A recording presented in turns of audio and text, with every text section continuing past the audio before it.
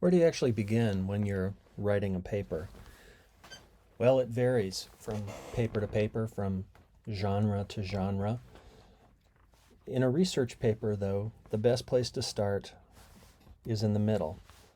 Start with the research. It's called a research paper for a reason. That reason is that research makes or is the basis of everything that you're trying to communicate. With that in mind, one step that may seem counterintuitive, or at least it is to a lot of my students, is that you ought to create the reference list first. By reference list, I mean the works cited page or the bibliography that is at the end of the paper. It's a list of the sources that you're going to use for the paper. It's important that you create that reference list first so that you, number one, have a command of the sources that you plan to write about, and two, that you have specific information about the names of the articles, the names of the authors, the locations of the different quotes or paraphrases that you might use in your paper. Because as you're drafting, as you're writing this paper, you're actually going to be referencing that material. A lot of students think since the reference list is at the end of the paper, that it's the last thing that you do. Students that do that find themselves at the end trying to find the names of the sources that they used, going back and dropping in citations approximately where they think they should go. If you find yourself doing that, you're going about it the wrong way. You'll save yourself a lot of time and energy in the end if you learn how to write a research paper or draft in a way similar at least to what I'm going to talk to you about here. So number one, start with the research. Build your paper around the research. Create the reference list first before you start drafting. And then as you're working with the research to build body paragraphs, you're thinking, you're processing information through writing. That is where the learning happens in this process, which is why I have a picture of the statue of Rodin's thinker, man sitting on a stone, pondering. A lot of pondering, a lot of thinking and processing goes into writing a research paper. If you do it well, and you'll know you did it well if you learn a lot from the process. So a couple of notes about drafting. You have already, by the time you're watching this video, created some kind of an outline for your paper. So think of your outline as a roadmap, which is an outdated term nowadays, now that we all have GPS on our phones or in our cars.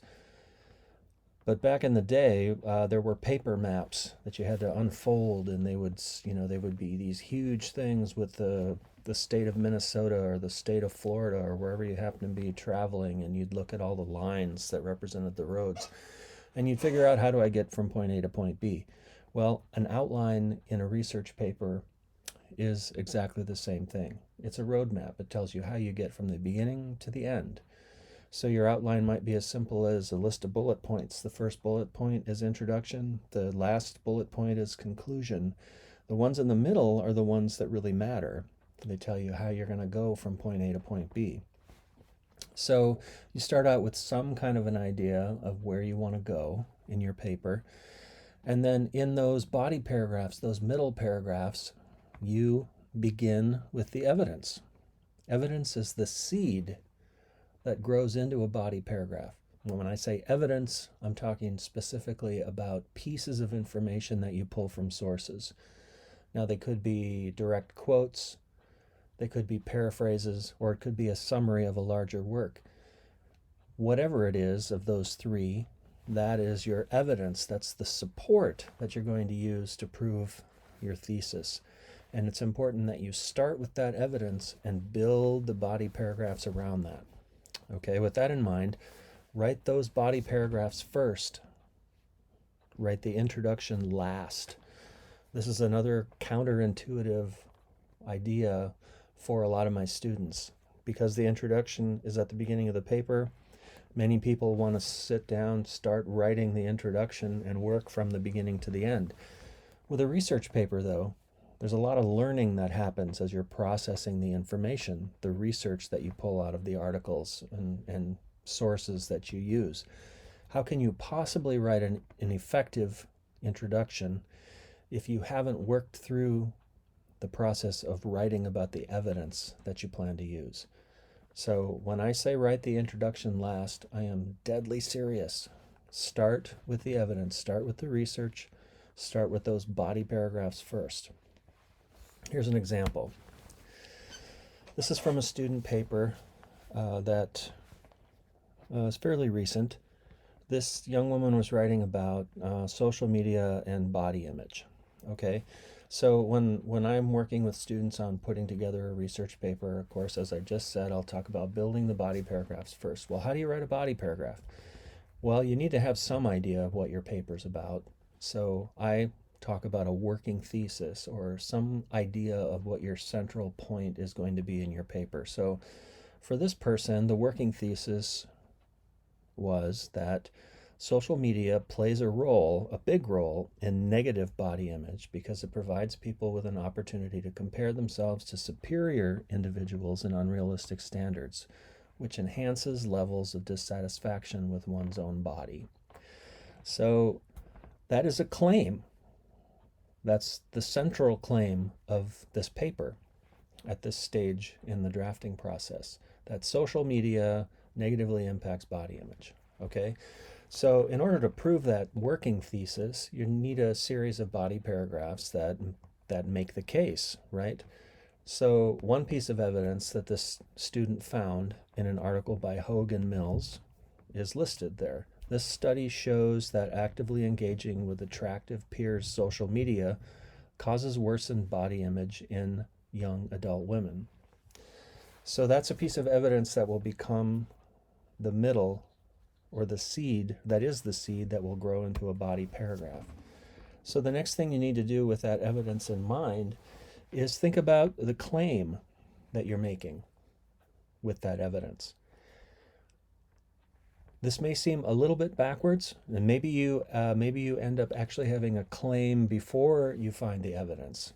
However it works for you is fine, but the process of building these body paragraphs can be messy. So a lot of times I find that I'm starting with evidence and then I'm working backwards to figure out what the evidence is proving. And then I'm writing about the connection between that evidence and the claim. Now, if you heard the word I used, messy, you'll know if you've written papers in the past what that means. It's not as easy always as just sitting down and working through a formula. Writing is, the more you do it, you'll realize, a recursive process. Recursive means that you keep returning to where you started and working kind of in a circular fashion until you run out of time and it has to be done.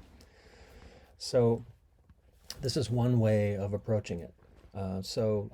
The evidence I just read to you, a study by Hoag and Mills, for instance, claims to be the first to show that actively engaging with attractive peers, social media caused worsened body image in young adult women. Now, I changed that a little bit. I added a signal phrase, which is a transitional phrase that takes the reader from the claim into the evidence, and it does double duty because it announces the name of the authors, and it allows me then to not have to cite their names in the parenthetical reference. Now, not to cause undue confusion, but this paper was written in MLA style, which is different from APA. APA stresses date, MLA does not. So that's why you don't see the date, the year listed here in this piece of evidence. Anyway, going backwards, making a claim then, so that evidence is essentially supporting the idea that interacting with social media affects people differently depending on their age, gender, and spending habits. Okay, so if you remember the parts of an analytical paragraph, suddenly we have two of them, two of the three. We have the claim, the topic sentence, right? And we have the evidence to support that. The piece that we need is that explanation that shows how that evidence connects to the claim and ultimately to that working thesis that we started with.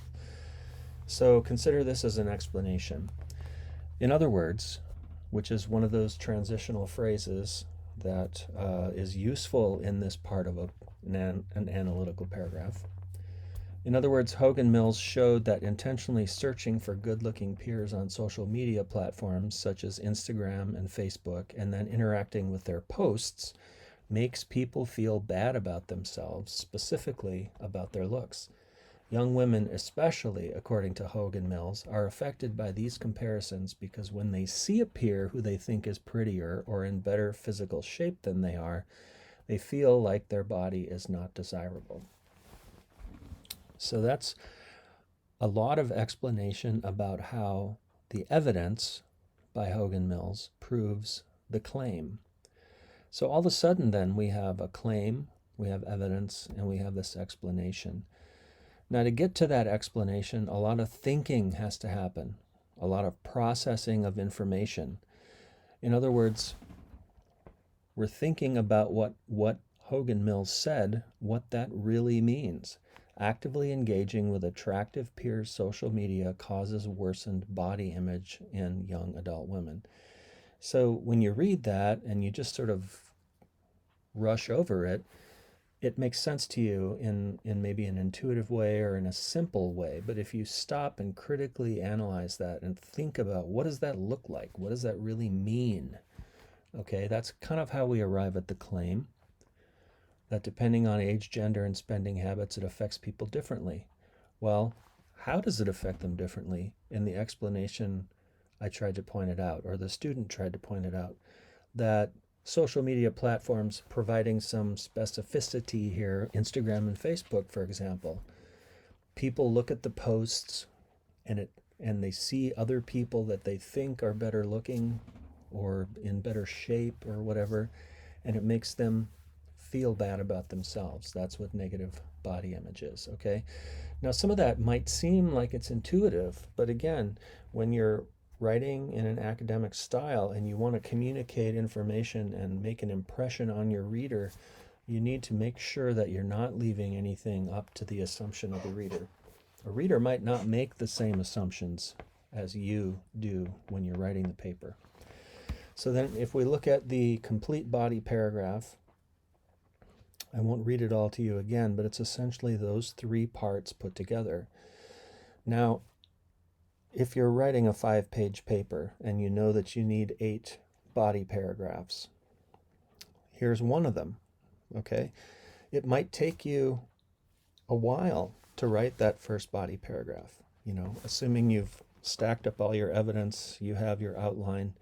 Now you need to start working with each piece of evidence individually.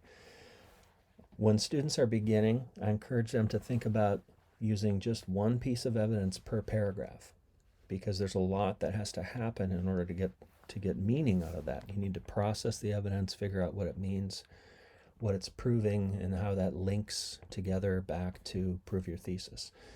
So after you do this, imagine how much you've learned about social media in the process.